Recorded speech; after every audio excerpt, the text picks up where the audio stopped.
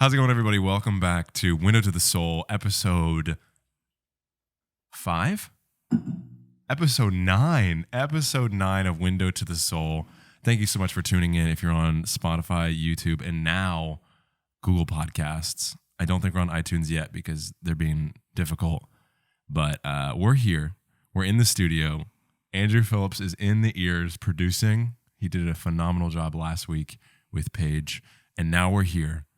I'm back in the hot seat with Mr. Jimmy.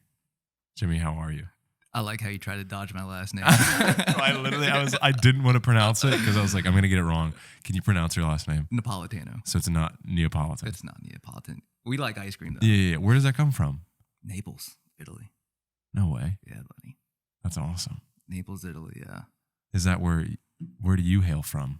Where is your family from? Are they from Italy? Yeah, half from Italy and half from Panama. Yeah. So what a combo.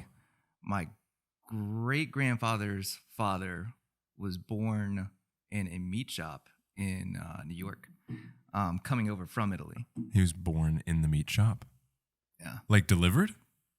It's pretty crazy. In a meat shop? Yeah. Is the meat shop still around? I have no idea. Is it This named, is it should this be is named from after him? Well, it's funny. I'm so glad because it was Sal Napolitano. Sal Napolitano Jr. Was my grandfather, and then Sal Napolitano III is my dad. I'm so lucky I dodged that bullet. How did you get Jimmy?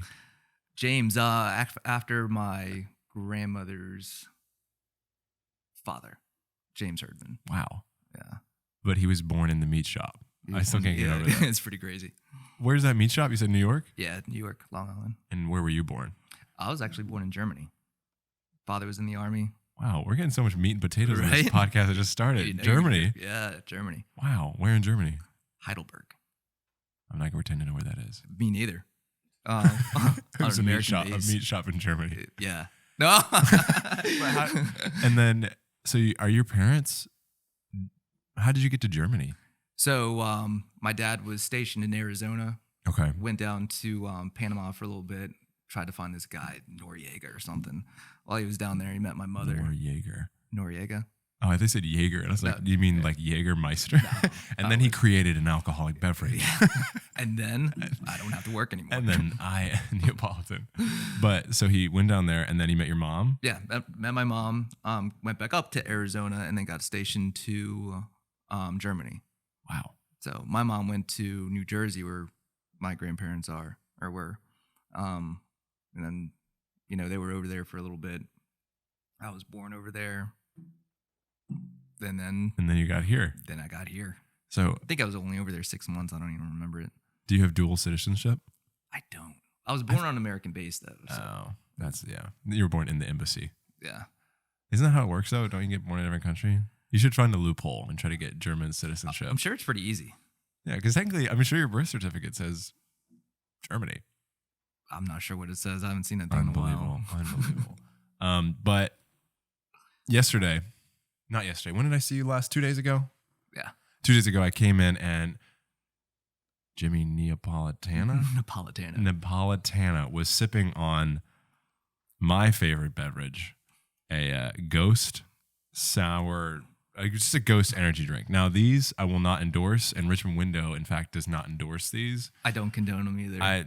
But they just taste so good, and they claim to have epic focus, zero sugar, no artificial colors. It's just caffeine. So it's like the equivalent of like two and a half cups of coffee, probably. Yeah. So I went to the vitamin shop, picked up some more for Jimmy. Jimmy, have you ever had the Swedish Fish? I have not. Jimmy, I only have these during training because I need to bring the juice, right? Like you bring energy. Right. Can you bring the juice this morning, or is it too early for the juice? You don't have to have it all, but I thought we would break bread over Renewal by Anderson. I love it. Cups. Jimmy, let's give a toast. All right, let's toast. Hey. To dual citizenship, to your family, and to Richmond Window. Oh, right. Oh, that was solid. Why did I should have done that. Why am I so good at doing that? You probably have more than these than I thought. Episode 9, the AMS ASMR. Oh, cool but refreshing. Now, while you sip on this, I want to ask you a question. Sure. If you were to hop into an Uber driver, not into an Uber driver, an Uber, and there was a driver, and he said, "Oh, Jimmy, welcome to my car," and you're like, "Hey, how'd you know my name?" First of all, but he asks you, "What do you do? What do you do?" So if you were to tell that Uber driver what it is you do at Richmond Window, how would you describe it? That's a really good question. So you're the Uber driver, and you're like, I'll be the Uber driver. okay. I'm probably angry, and it's probably at like some kind of airport, so I'm a little like on edge. You hopped in, and I said, "Hey, well, I think you know where you're gonna go." So he just says, "Hello, how are you?" Yeah. And they're like, "Oh, so what do you do, Jimmy? All right, cool. Neapolitana." So what do I do? It's almost like the same thing that you do. Like you got a vehicle, right? Ooh, this is starting off great. Right. Continue. You got a vehicle, and you take people where they want to go. So that's essentially what I do. We have people that our team brings in, and if our goals align, I take them to where they want to go. I give them the information. So I am the vehicle to bring them where they essentially want to go. Awesome. Now, it's kind of like the Uber driver, right? If I want to go right to the corner, I could walk there. That Uber driver isn't very effective, right? We don't line up. But if I want to go to, downtown, right? Then we align. It's worth it to both of us. Let's make it happen. I heard this thing on a podcast. It's called the two-sided thank you. Okay. Have you heard of that? No, not it's yet. like the double thank you. It's like a marketing term. It's like you go to Starbucks, you order your coffee. It's for you. This is a pleasure that you get to enjoy. Oh my God, this Swedish fish. Is it good? So good when it hits your lips. I've got blue Sour Patch Kids. Sweet, it doesn't, and feel the texture of the can. It's like a Swedish fish kind of like scale. Oh, they do a good job, and they take my money every time. But so you go to Starbucks and you order your coffee because you want that coffee, you want that experience. So you go in and you talk to the barista and like, "Hey, what's your coffee order?" I don't go to Starbucks. So, if you had to. Pumpkin spice latte. A pumpkin spice latte. And they make it for you, and it's probably overpriced because that cup of coffee typically would cost probably like $2 technically, but they charge like $5.50. Right. You say thank you. They say thank you. It's a double thank you. Thank you. So not only are you providing service, but the person that's driving your Uber, as you an Uber driver, is providing service. The customer's providing service. But the customer could get there on his own. Right. But you are the vessel, per se. Exactly. That's awesome. Yeah, it's pretty cool. That's awesome. I mean, I've had people come to me and they're like, your job could seem boring. You're doing the same thing over and over again. Yeah. And the naysayers. Yeah, I mean, I thought like that, I think once, right? Until you switch your focus. It's like, what are you really focused on? Focused on growing the team. Yeah. And you get to learn a lot of different things from the different people that come in here. So it's not just like, hey, you're just teaching script and, teaching closing and, teaching mindset. You're learning about each other's lives, and I get to directly affect their success and their future. Yeah. I mean, they have families, they have kids. They need me to be great because they need a paycheck. And then they carry that mindset home. Let's go. It's not just in work. That's awesome. How is that, by the way? Man, it's isn't that delicious? Delicious. So your technical job title is the inside training manager. Yeah. What does that entail? So walk me through your day at the office. So day at the office is this is a special day. You can't walk me through this one. Yeah. This is I don't know, you kind of get here probably if I have a training class, I'll probably have one of these. Kind of start off talking to the guys, seeing how their day was, what challenges they had. And then almost organically get into the next section. I have an outline of what I do. Like a daily outline or a teaching outline? Yeah, both. A daily teaching outline. But we're gonna have to Isn't that crazy? But we're gonna have to unpack that. So and it's different things. It's different part of the process. But they get to determine what we go over. It's kind of weird. So they determine the speed that we go. If I need to be a little bit like slower and more on purpose with each of the sections, we do that. But if they get it and they're like, "Oh, let's go, I'm a master at this," then let's ride. Yeah, and the outline, just keep flipping pages of the outline. And then half of the time we don't even talk about what's on the script. Right. We talk about like challenges in life. You know, I'm dealing with, comparing myself to look at all these numbers that are up there. How am I going to do that? Yeah.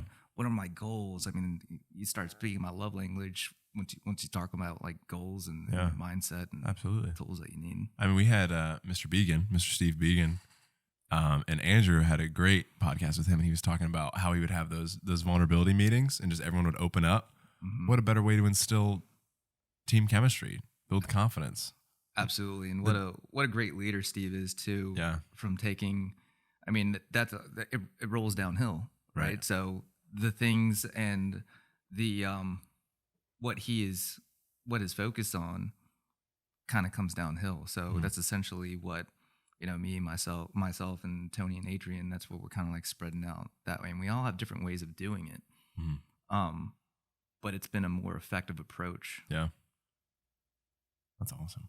Is that how you, like, what's your philosophy on building those leaders up? Like, how do you approach like a new guy at Richmond Window that wants to be on the team? Like, what does that interaction look like? So a new guy that wants to be on the team. A new guy that's on the team, you're trying to, I don't know, someone that doesn't know anything about Windows, coming in like most of us probably did. Right. Wanting to be the next Jimmy. Like, what are your 3 tools for success with that? Don't be like me. Don't be like you. Be better than me.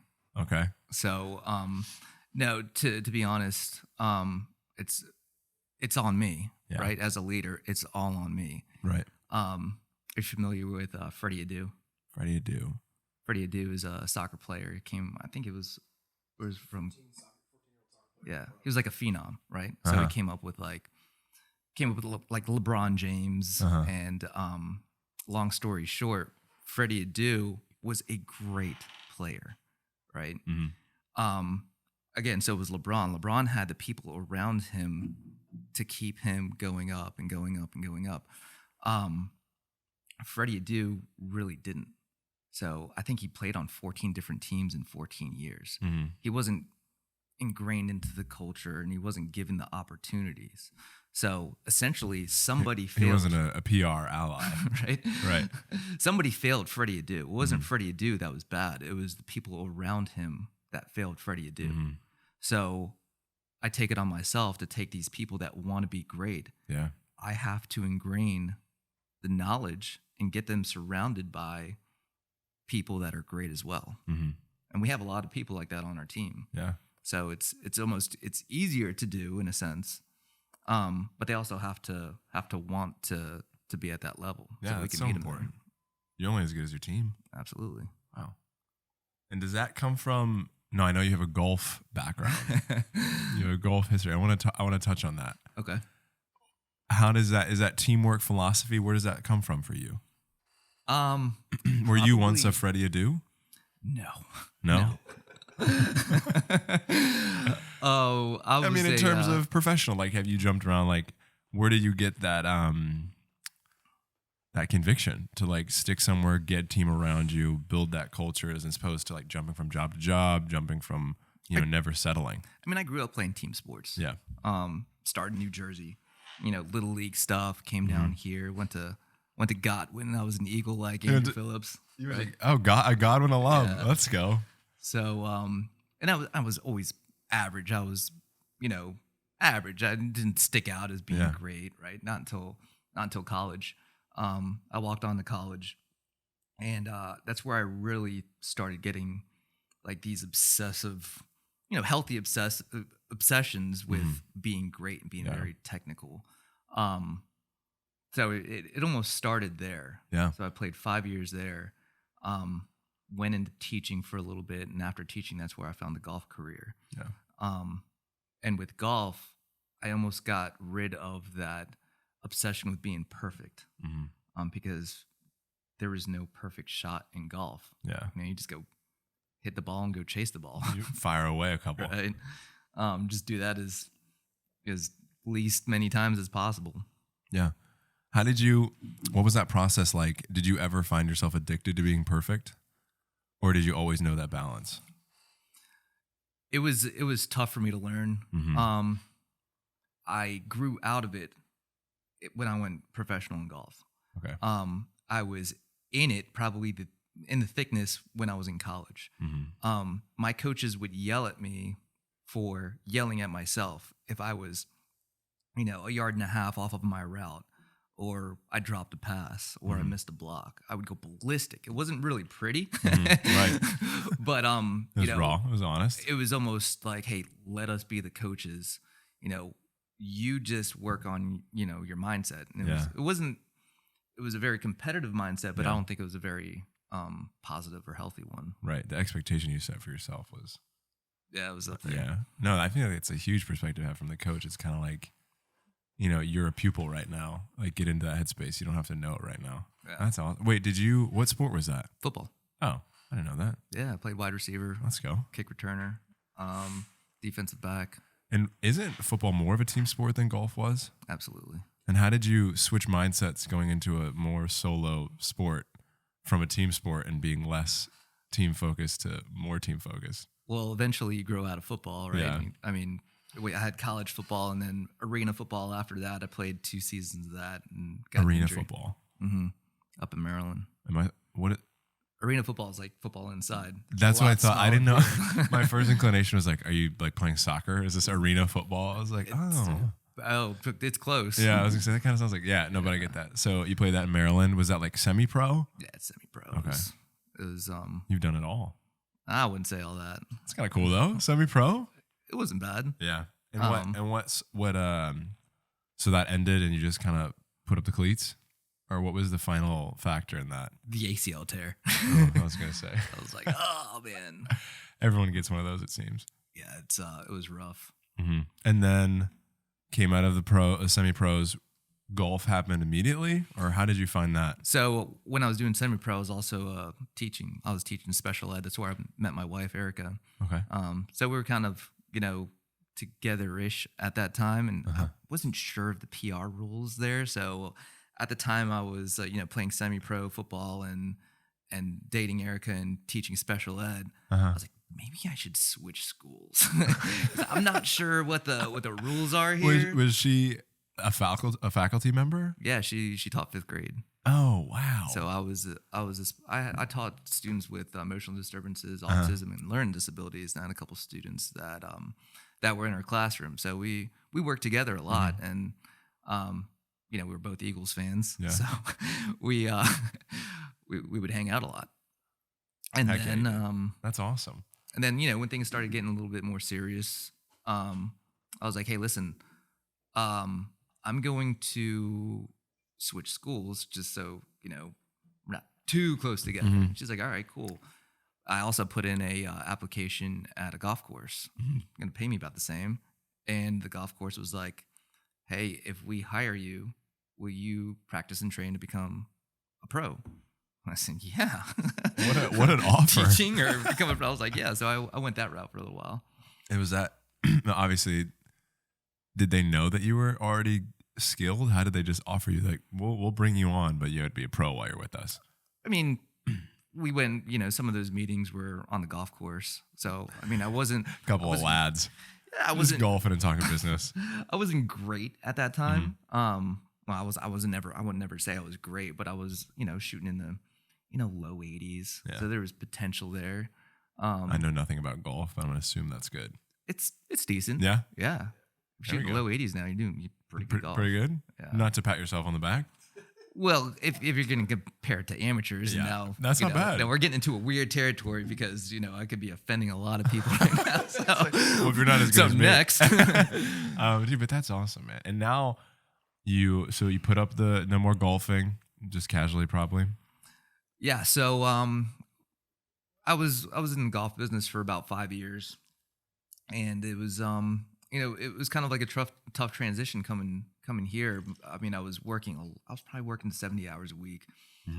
Think of like when all the people on the holidays want to play golf, weekends, and, you know, Father's Day, July 4th. So as my family started growing, you know, I was married now, and I had, you know, a small kid. I had Cameron. I wanted to spend more time with them, but I was always at golf. My wife was like, yo, listen, something's got to change here. Yeah. She said, yo, listen, yeah, Jimmy. She sat me down. Bro, you need a woman like that. That's awesome. I did. I did, because I was a wild one. But yeah, she sat me down and she was like, "Listen, it would be really helpful if you weren't at work all the time, Yeah. and you were doing something that helped, with the bills a little bit more." Right. So I was like, oh, all right. She's like, you could come work with me. I'm like, oh God. So I went to a recruiter. I was like, I need help. My wife wants me to work with her. Anything else? No, but and did she still teach at the time?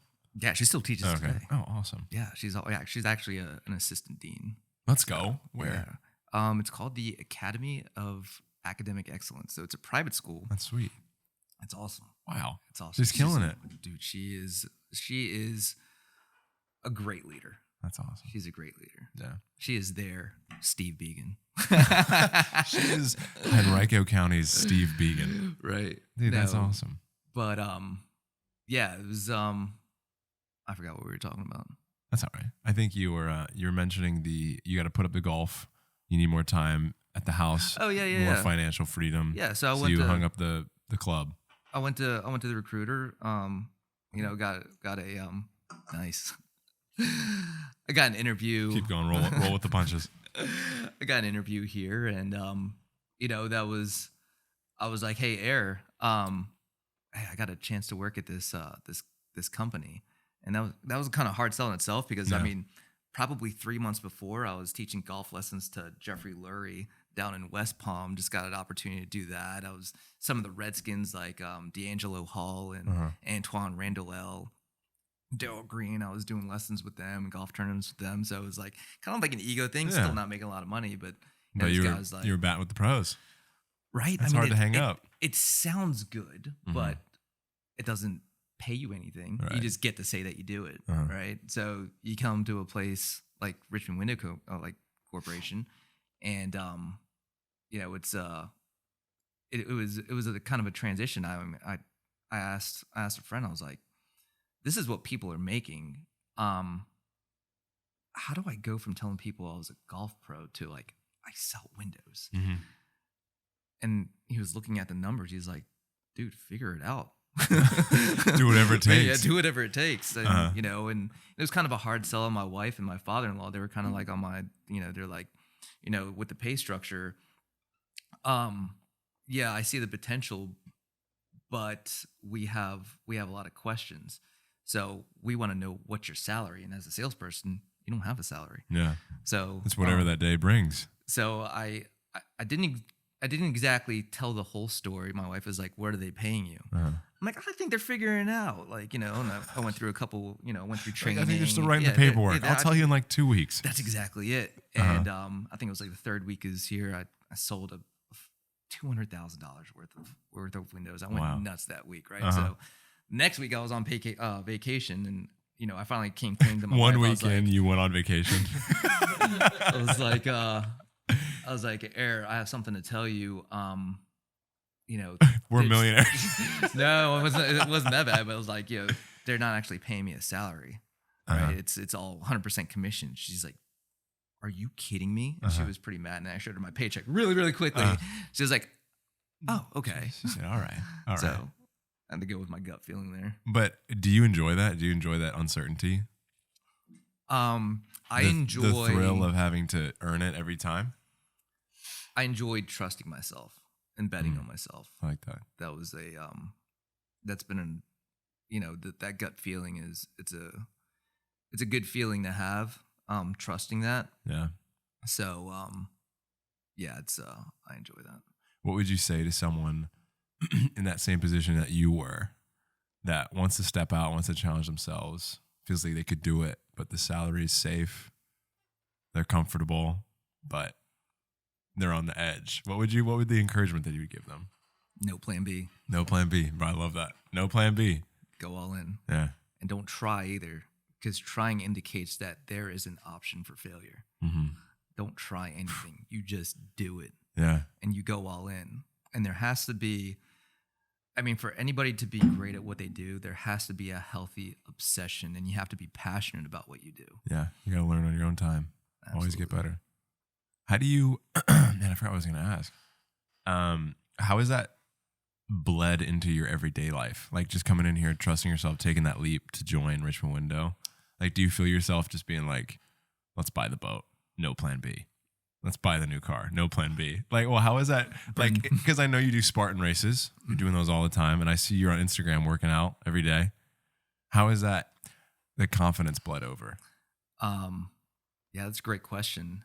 I've always had the mentality, how you do one thing in one domain is how you take care of everything. Yeah. So I know you see a lot of that stuff and it can be inspiring to some people, but it's not only that, right? Yeah. It's a lot of people talk about, oh, he's motivated. And if I've come from a different place of motivation, I really don't like the word, because motivation can come and go. I feel very motivated. I'm going to do this, this, and this. Mm-hmm. But when I'm not motivated, what happens? Yeah. Right. So You fall apart. You rely on your discipline. Yeah. If you're disciplined, you do the things that, when you're not motivated, you do anyway. Mm-hmm.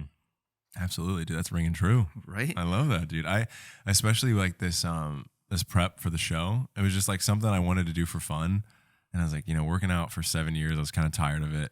And I find I'm very like a motivated person in the terms of what you were saying. Like, I'll get fired up for 3 days and like, this is the best idea ever. And then like, it'll work for those 3 days and then something will go wrong and then I'll fall apart and I'm like, trying to try something new. But when I started the prep, it was like day 3 and I was like, I don't want it anymore. Like, this is too hard. But like every day it's like, you're not really motivated, but it's like, what you have to do. And it's just like discipline kicks in. It just becomes a routine. And then it's consistency. Exactly. And it's like, I don't want to do this, but it's like, there's no plan B. So, and then we could directly relate that to work and coming here and training. Yeah. Somebody gets in here day 3 and they're, up to their nose in script stuff. Yeah. And yeah, it gets hard. Yeah. It's a lot of stuff and it's a lot of knowledge. What do you have to do and what do you need to think about to get you to the next step, to get you to the next day? Right. And that's where the people come alongside you, like you, and you encourage those guys. Yeah, we talk through it. Yeah, it's like, absolutely. hey, why do you actually, what do you need to do? What are your goals? I mean, again, I'm your vehicle. Mm-hmm. I'm going to show you, I'm going to give you the tools on how to get where you need to go. Yeah. So let's have the end in mind, but let's step back and see what we need to do, for the next week and what we need to do today and what we need to do right now to get to where we need to go. Yeah. Love that. I'm sure it's super easy to give up, especially with all that, like you said, paperwork. I'd be swimming day 3, like, this is it. It's not worth it.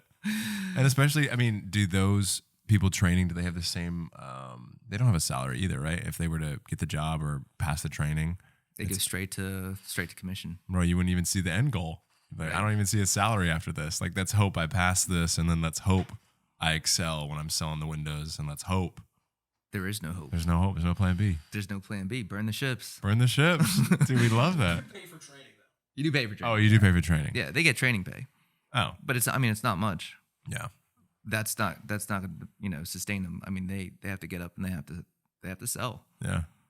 And, my job is, I mean, you could look at me as someone I could, come down and, hey, why didn't you do this? Why didn't you do that? Why didn't you do this? Or you could take another approach and be like, hey, you did this really good. Let's build on the strengths. Yeah. Let's build the confidence.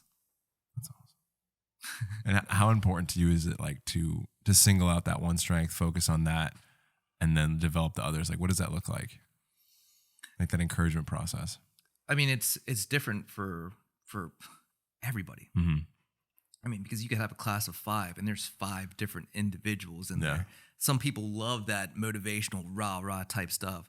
Some people, they don't need it. They're already in that zone. So you have to approach everybody at their own level. Yeah. And then go at their own pace. Some people like to fly, right? Mm-hmm. Some people like to take their time. I have to be aware enough to figure out who is at what pace and what do they need. Yeah. Meet them at their level. And that's where the master comes in. That's awesome. Jimmy, before we go, I want to hear about this Spartan race. Did you just win one? I didn't win it, no. I thought I was perusing your Instagram this morning. during my morning rituals, I had my coffee, but I don't have a coffee maker in my new house. So I have a cup of, like, the tube of iced coffee from Starbucks. Yeah. So I poured cold coffee into my mug, and I just sat there. And I was like, let me dig into Jimmy's past a little bit. I perused the LinkedIn. I went on the Instagram, and I thought I saw you won. You got a dub at some point recently? I thought so. With those, it's you're racing against yourself. Yeah. Right. So, it was almost a year ago, September 11th, 2021. I did my first Spartan race. And I trained for it, and I did my own thing, and I what's called DNF'd, did not finish based off of time, and it was in Killington, Vermont. Right. And there was some meaning behind what I did and why I was doing it.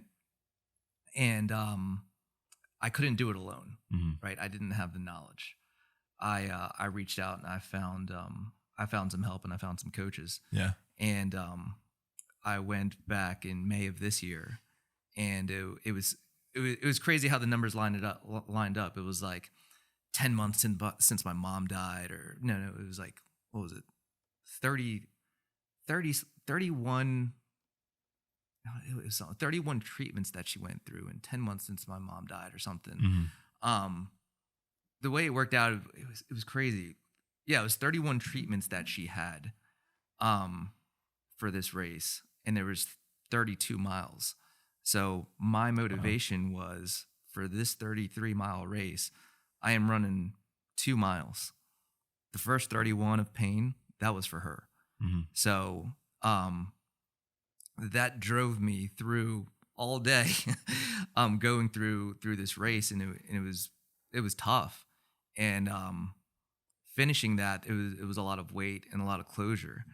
Now, every Spartan after that is kind of, now it's for fun. It's pretty crazy, but last September, or this, a couple weeks ago, about a month ago, was I went back to Killington where I DNF'd that first race. I had some demons on that mountain. I had a lot of success. Heck right? Yeah, you did. I had you some crushed demons them on that mountain. So I went up, and I did really well. Let's go. This time the family was there, and we went up with some friends. So it was awesome. So what had changed since the DNF? This was a happy race. Yeah. Right. So I trained without the burden of thinking of bad things. I had a habit of again, you get into some storylines that you say, when you're training, right? If you're lifting heavy weight and you're benching or squatting, right? You're not exactly thinking of things that make you happy. Yeah. Right. When I was training for that first race, I was finding all the storylines to make me more motivated. Right. Yeah. And the negative motivation. Yeah. I couldn't rely on that. It was coming from a bad spot. It was just bad energy. Yeah, absolutely. Right. Changing my mindset, get it to a place of positive energy flow. Yeah. And being open and receptive to things that are coming in, and, training because I love to, and training because, just living in that process. Right. The hard part was the process. That mountain, it was tough, but it was fun. Yeah. And you had family around. It's just like positive energy, and it was just like a happy spot, and good things come out of that. You enjoyed it as opposed to enduring it for the sake of it kicked my butt. Yeah. Well, that's awesome, man. And do you feel like that positive mindset just carried you through all the way, as opposed to the fighting the demons up the mountain? It's worked out a little bit better. Yeah. Right. And you're absolutely right. People try to channel that, and it doesn't, to no avail. Right. Whatever you throw out into the universe, you're going to get back in some way or another. So if you throw out negativity, you're going to get negativity back. It might not be right away, and it might not be how you think it is. Right. Same thing with positivity. If you throw that out, then in some way you're going to get it back. Right. It makes me want to join your class. It makes me want to be a salesman. Dude, let's go. You get me fired up. Jimmy, thanks for coming on. You're the man. Thanks for being here. Bro, you're the man. I finished my Ghost and I spilt it all over the table. I'm about done with mine. Hey. Cheers. To positive energy. Positive energy. If you're listening on Spotify, make sure you follow the page. Leave a 5-star review. If you're on YouTube, make sure you subscribe, like. There's a share button that you can text to anybody and send it to your distant relatives, your friends, your new neighbors. You can send it to Jimmy. Tell Jimmy your favorite parts. If you are listening on Google, try to invest in an iPhone. You know, get on that Spotify wave. Thank you so much for listening. My name is Stephen Covert. Jimmy, go kill some sales training today. Hey. Do you have any today? Oh, yeah. Right after this? Yeah, I got 2 guys in there. Let's freaking go. Yeah, let's go. Hey, thanks for listening. Bro, what a success. It's fire.